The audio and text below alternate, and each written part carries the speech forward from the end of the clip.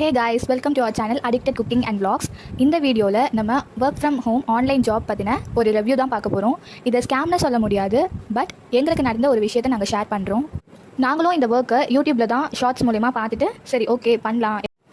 நாங்களும் இது யூடியூப் ஷார்ட்ஸில் பார்த்துட்டு தான் எல்லாமே கரெக்டாக கொடுத்துருக்காங்க. நிறைய இன்ஃபர்மேஷன்ஸ் அண்டு அவங்களோட ரிவ்யூஸும் இதுக்கு முன்னாடி ஒர்க் பண்ணவங்களோட ரிவ்யூஸும் எல்லாமே கரெக்டாக இருந்தது. டிரான்சாக்ஷன்லான்ட்டு நாங்களும் இந்த ஜாபை வந்து செலக்ட் பண்ணோம்.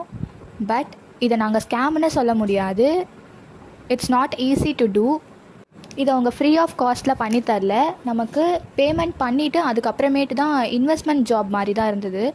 இன்வெஸ்ட்மெண்ட் ருப்பீஸாக எங்களுக்கு 1500 rupees அவங்க வந்து பே பண்ண சொன்னாங்க. நாங்கள் பே பண்ணதும் அவங்க வந்து எங்களுக்கு கொரியர் பண்ணிட்டாங்க. அதில் வந்து ஒரு 3 கேட்டகரிஸ் இருந்தது.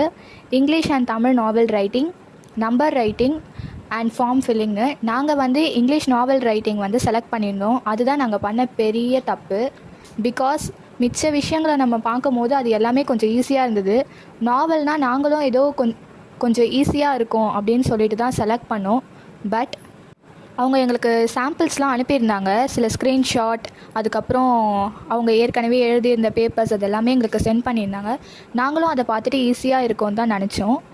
அதுக்கேற்ற மாதிரி அவங்களும் எங்களுக்கு நிறைய கைட்லைன்ஸ்லாம் கொடுத்தாங்க, நல்லா ரெஸ்பான்ஸும் பண்ணாங்க. பட் அவங்க எங்களுக்கு 90 sheets அனுப்பியிருந்தாங்க. அது ஃபோனில் பார்க்கும்போது அந்த ஷீட் ஓகேவா எழுதுகிற மாதிரி தான் இருந்தது.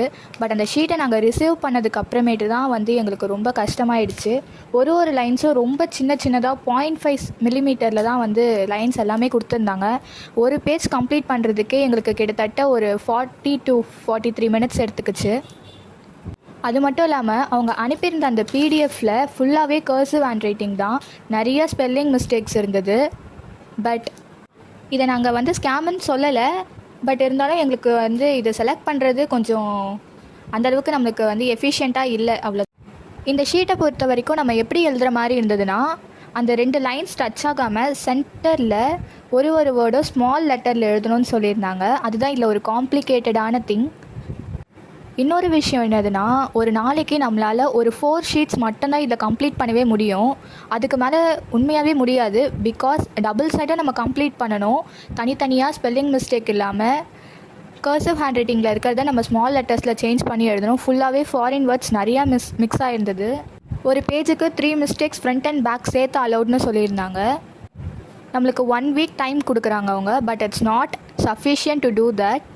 எங்களால் 42 sheets தான் முடிக்கவே முடிஞ்சது. நான் ஆக்சுவலாக எங்கள் கையே வந்து பிளட்டே வந்துச்சு. அந்த பிக்ஸ் எல்லாமே மேலே ஆட் பண்ணியிருக்கேன். அவங்க கொரியர் போட்டது, நாங்கள் எழுதுனது, எல்லா கிளிப்பிங்ஸுமே நான் மேலே ஆட் பண்ணியிருக்கேன். அவங்க அனுப்பின பிடிஎஃப் பேஜஸும் எல்லாமே சேமாக தான் இருந்தது. ஒரு 2-3 ஸ்டோரியே திரும்ப ரிப்பீட் ஆயிருந்தது. அவங்க கொடுத்த பேஜஸ் எல்லாமே சேமாக இருந்தது. நான் அதோட கிளிப்பிங்ஸும் ஆட் பண்ணியிருக்கேன். அது மட்டும் இல்லாமல் ஏதாவது உங்களுக்கு டவுட் அதே மாதிரி இருக்குது அப்படின்னு தோணுச்சுன்னா டிஸ்கிரிப்ஷனில் நான் வந்து பிடிஎஃப்பும் கொடுத்துருக்கேன். அதையும் நீங்கள் கிராஸ் செக் பண்ணி பார்க்கலாம். நான் 42 sheets கம்ப்ளீட் பண்ணியிருந்தேன். பட் எனக்கு அதில் வந்துட்டு 18 sheets வந்து ரிஜெக்ட் ஆயிருந்தது. பேலன்ஸ் 28 sheets தான் அவங்க எடுத்திருந்தாங்க. நாங்கள் 1500 rupees பே பண்ணோம். But we received only 420 rupees. So it's a not scam, but it's not a efficient job. Thank you.